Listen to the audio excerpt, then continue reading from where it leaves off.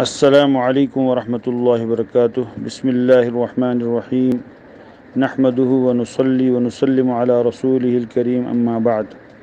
قال الله تبارك وتعالى: اعوذ بالله من الشیطان الرجیم، بسم اللہ الرحمن الرحیم، انا اعطیناک الکوثر فصل لربک وانحر ان شانئک هو الابتر۔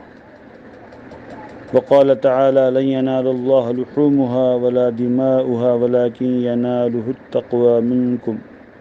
وقال تعالى: وما أمروا إلا ليعبدوا الله مخلصين له الدين۔ وقال النبي صلى الله تعالى عليه وسلم: إنما الأعمال بالنيات وإنما لامرئ ما نوى۔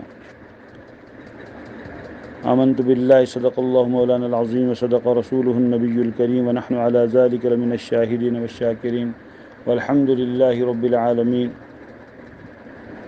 اللهم رب اشرح لي صدري ويسر لي أمري واحلل عقدة من لساني يفقهوا قولي، رب زدني علما والحقني بالصالحين، سبحانك لا علم لنا إلا ما علمتنا إنك أنت العليم الحكيم۔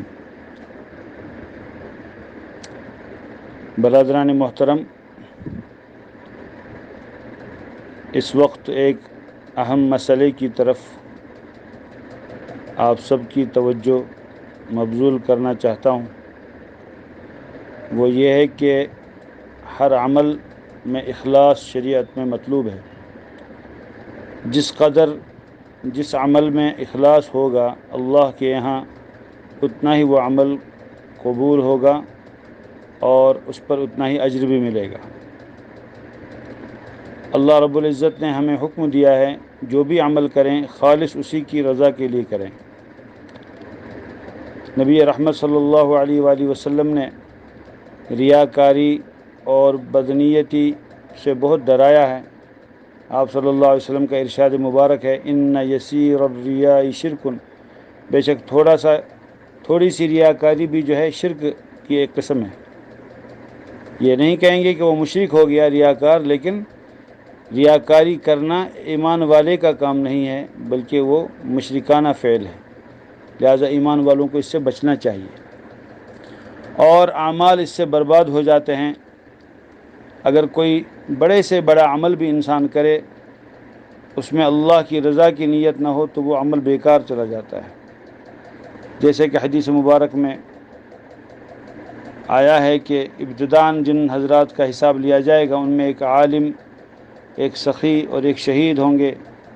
اللہ رب العزت ان کو اپنی نعمتیں یاد دلائیں گے اور وہ عرض کریں گے کہ یا اللہ، ہم نے آپ کے دین کے لیے اور آپ کی رضا کے لیے یہ کام کیا، آپ کی دی ہوئی نعمتوں کی یہ قدردانی کی۔ مثلا عالم کہیں گے کہ میں نے دین کی یہ خدمات انجام دی، سخی کہے گا کہ میں نے جو ہے اللہ کی راہ میں مختلف جگہوں پہ مال خرچ کیا، اور شہید یہ کہے گا کہ میں نے اپنی جان عزیز ہی اللہ کے لیے دے دی۔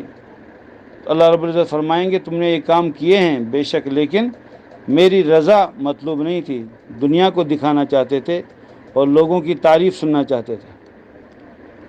حدیث شریف کا یہی مفہوم ہے، اور آخر میں پھر نتیجہ یہ ہوگا کہ ان کے بارے میں حکم ہوگا کہ ان کو منہ کے بل گھسیٹ کر جہنم میں پھینک دیا جائے۔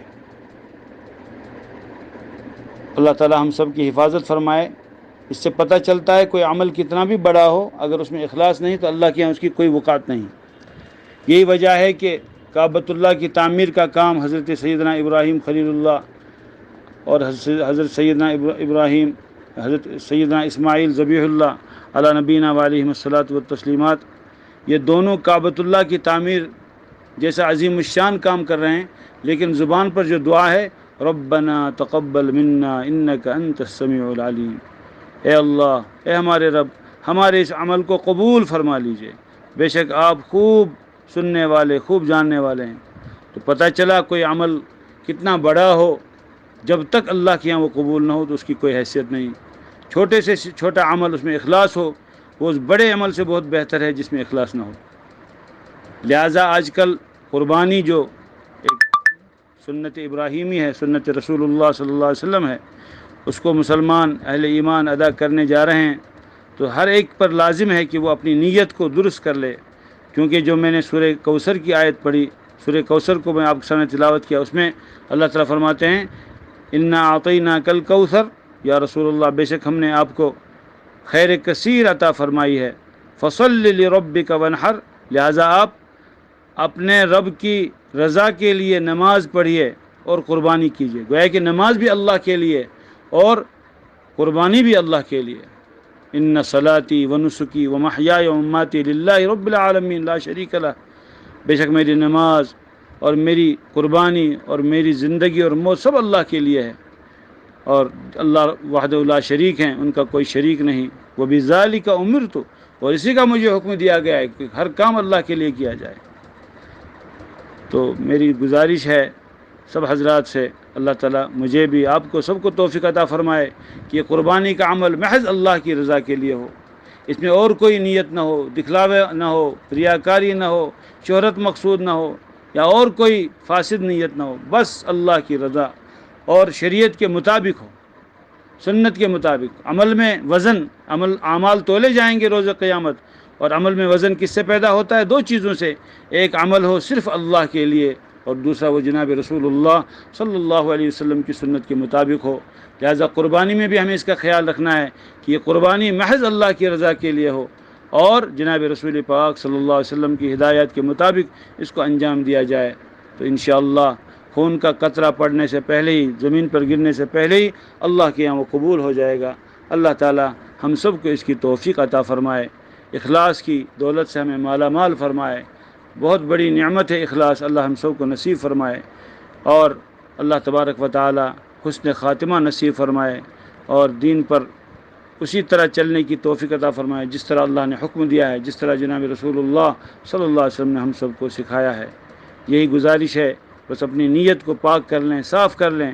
انما الاعمال بالنیات، اللہ کے یہاں ثواب، اجر و ثواب کا دار و مدار نیت پر ہوتا ہے۔ وانما لامرئ ما نوى، انسان کے لیے وہی اجر ہے جس کی اس نے نیت کی۔ لہذا نیت کریں گے کہ ہم اللہ کو راضی کرنے کے لیے، اس کے حکم کو پورا کرنے کے لیے، اللہ کے نبی صلی اللہ علیہ وسلم کی سنت کو پورا کرنے کے لیے یہ عمل انجام دے رہے ہیں، اور کوئی مقصد نہ ہو۔ حتیٰ کہ مسئلہ یہ بھی لکھا ہے فقہاء نے، اگر 7 شریکوں میں سے کسی کی نیت محض گوشت کھانے کی ہو یا اور کوئی فاسد نیت ہو تو سب کی قربانی پہ اثر پڑتا ہے۔ لہذا اللہ تبارک و تعالیٰ سے مانگیں اور اپنی نیت کو درست کریں۔ اللہ تعالی ہم سب کو اخلاص نیت عطا فرمائے، اپنی رضا کے کام کرنے کی توفیق عطا فرمائے، اور اپنی مرضیات کے مطابق ایک ایک لمحہ گزارنے کی توفیق عطا فرمائے، حسن خاتمہ نصیب فرمائے، تمام فتنوں سے، ظاہری باطنی امراض سے ہماری حفاظت فرمائے، اور اللہ کے رسول صلی اللہ علیہ وسلم نے جو دعائیں مانگی ہیں اللہ تعالی ہمارے اور امت کے حق میں ان سب کو قبول فرمائے، اور جن شرور و آفات، فتن اور وباؤں اور بیماریوں سے اللہ کے نبی صلی اللہ علیہ وسلم نے پناہ مانگی، اللہ تعالی ہماری اور تمام امت کی ان سے حفاظت فرمائے۔ وآخر دعوانا ان الحمد للہ رب العالمین۔